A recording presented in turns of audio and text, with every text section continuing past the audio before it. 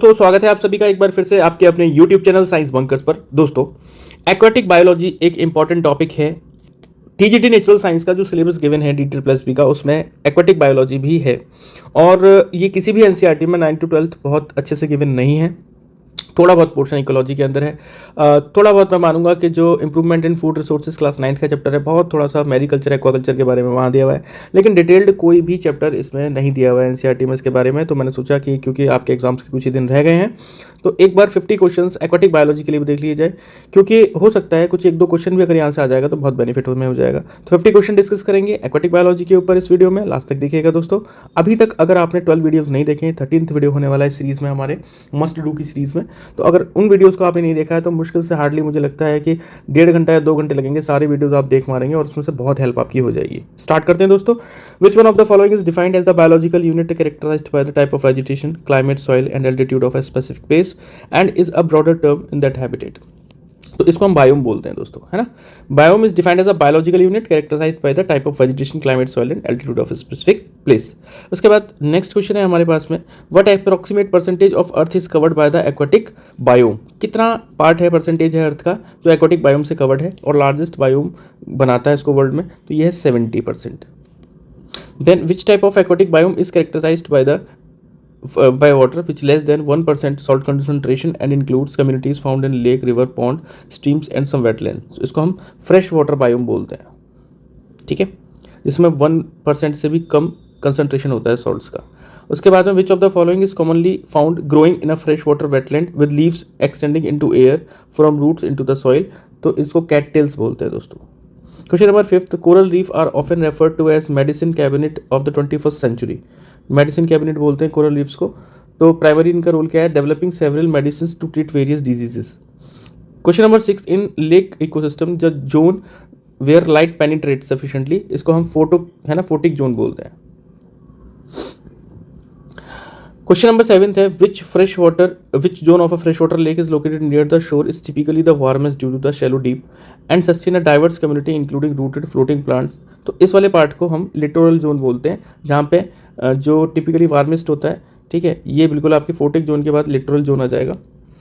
8th question है, which of the following are the primary photosynthetic organism in lakes acting as a primary producer. तो different types of algae जो होती हैं, different groups of algae होती हैं, ठीक है, और एक्वाटिक प्लांट्स होते हैं, ये प्राइमरी फोटोसिंथेटिक ऑर्गेनिजम्स होते हैं लेक्स में। उसके बाद में जो रामसर कन्वेंशन है, इसके ऊपर क्वेश्चन आने के बहुत चांसेस है। जो रामसर कन्वेंशन है उसमें पूछा गया है कि जो international treaty for the conservation of sustainable use of wetland was signed in which year, है ना। तो इट वाज 1971। उसके बाद में defining characteristic that distinguish river ecosystem from lentic या still water ecosystem is unidirectional flow of water. आप option देखेंगे तो क्लियर हो जाएगा।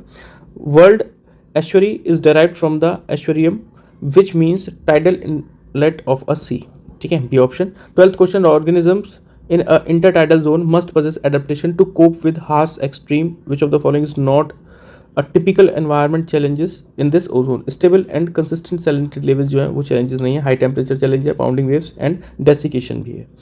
13 देखते हैं, which specific adaptive feature enable barnacles in the intertidal zone to form adhere to the substrate preventing them from being dislodged by the incoming wave। barnacles क्या होते हैं दोस्तों, ये barnacles होते हैं सी एनीमोन हाइड्रा वगैरह पर रहते हैं, छोटे छोटे हुक्स इनके पास में होते हैं और इससे क्या, इनके पास में एडेसिव ग्लू होता है हेड्स पे, ठीक है, उसकी वजह से ये बार्निकल्स चिपके रहते हैं अपने सबस्ट्रेट से, जो कि कितना भी तेज से इनकमिंग वेव आती है वाटर की तो ये हटते नहीं है वहाँ से।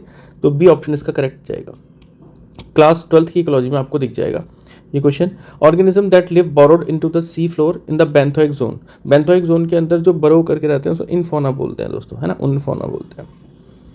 क्वेश्चन नंबर 15, देखिए ये क्वेश्चंस थोड़े से आपको लग रहे होंगे कि ये तो हमने कहीं देखे नहीं है और ये बहुत मुश्किल है। मुश्किल इसलिए लग रहा है क्योंकि हमने एनसीईआरटी में इनके बारे में कहीं पढ़ा नहीं है। जो ग्रेजुएशन लेवल के स्टूडेंट्स हैं उनको थोड़ा सा पता लग रहा होगा, दे नो कि ये क्वेश्चन इतना टफ नहीं है। बट अगर अभी आपने ग्रेजुएशन लेवल नहीं पढ़ा है तो इतना टाइम तो नहीं है कि ग्रेजुएशन लेवल को आप पूरी किताबें पढ़ लें। तो ये 50 क्वेश्चन करते हैं, यहाँ से क्वेश्चन आने की चांसेस रहेंगे, इंपॉर्टेंट वन से। In the classification of a marine pelagic zone which sub zone is known as twilight zone, some light penetrates but insufficient for photosynthesis. तो मीजोपैलेजिक जोन उसको बोलते हैं। तो pelagic zone in by the absence of light, और वो zone जिसमें light है ही नहीं, इसमें थोड़ी बहुत लाइट है, इसमें कम लाइट है, तो इसको बोलते हैं हम बैथीपैलेजिक जोन, ठीक है। और इससे ऊपर सबसे ऊपर जहाँ लाइट प्रॉपर आती है उसको फोटिक जोन बोलते हैं। क्वेश्चन नंबर, अब फ्रेश वाटर बायोलॉजी देखते थे लेक्स की। Lakes forms by the uplifting of marine sediments which tend to be the large shallow are classified under the origin new land lakes बोलते हैं। Bend in a river that become isolated from main channel forming a shallow and often woody shaped lake is known as oxbow lake। ठीक है, उसके बाद में based on a water quality Pulicat lake distribute across Andhra Pradesh Tamil Nadu. ठीक है, तो Pulicat lake में brackish water lake है ये। Which of the following feature is characteristic of oligotrophic lake, तो यहाँ वेरी लो कंसंट्रेशन न्यूट्रिएंट्स का होता है और गुड वाटर क्लियरिटी होती है। देन 21 देखते हैं, some animals and plants in lake that have limited power of locomotion, जिनके पास लोकोमोशन की पावर लिमिटेड है, carried by the current are known as, इससे प्लैंकटोन्स बोलते हैं हम इनको। ठीक है, कंपनसेशन पॉइंट जहाँ CO2 एंड O2 का जो लेवल है वो सेम हो जाए। Defined at the depth where light reaches allow plants and algae is grow found at approximately what percentage of incident light? 1% incident light. Then phosphorus is considered as a limiting nutrient for the aquatic animals, ठीक है, organisms, primarily because it remain mostly on the land and in the form of rocks and soil minerals with slow movement in water। ठीक है, question number 24 देखते हैं, initial steps of nitrogen cycle where inert atmospheric nitrogen converted into the ammonia symbiotic, इसको हम बोलते हैं nitrogen fixation दोस्तों, है ना, सिंपल क्वेश्चन है।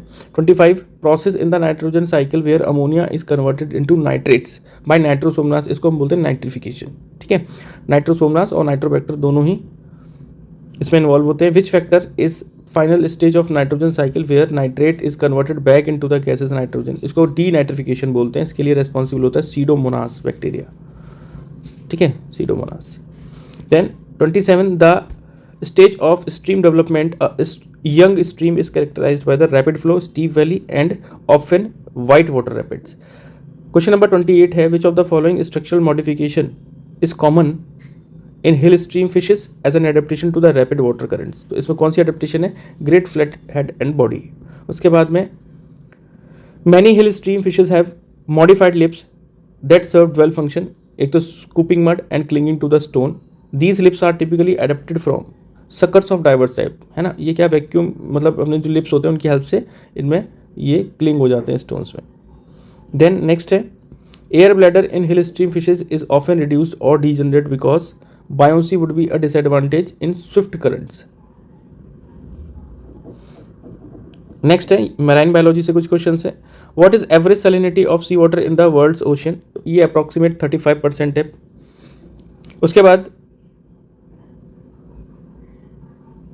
Density of sea water in a crucial physical characteristic in oceanography as its primary function of temperature, salinity and pressure.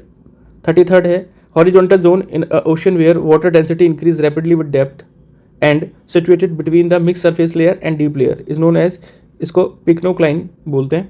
34 देखेंगे, according to the UN convention of the law of the sea, है ना, the legal definition of continental shelf state that is extended to the limited continental margin but no less than 200 nautical miles from the base line, ये याद कर लेंगे।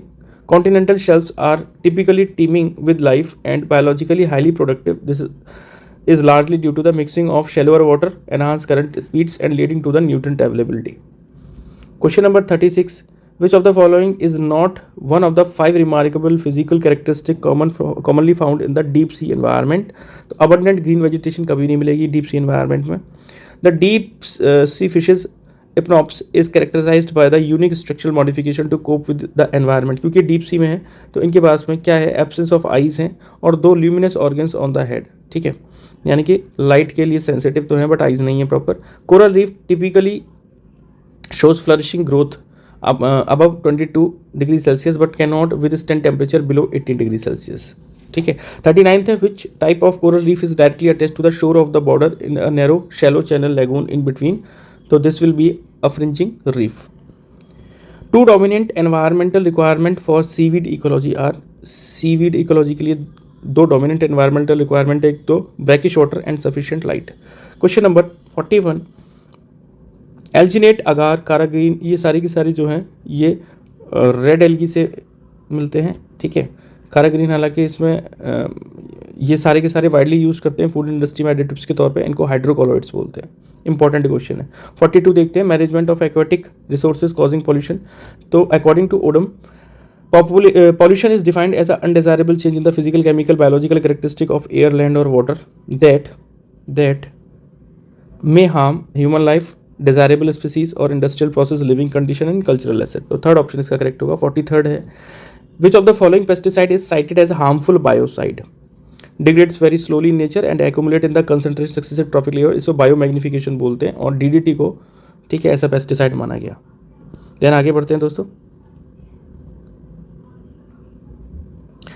मिनीमाटा, ये बहुत important question है, कई सारे क्वेश्चन में आया हुआ है.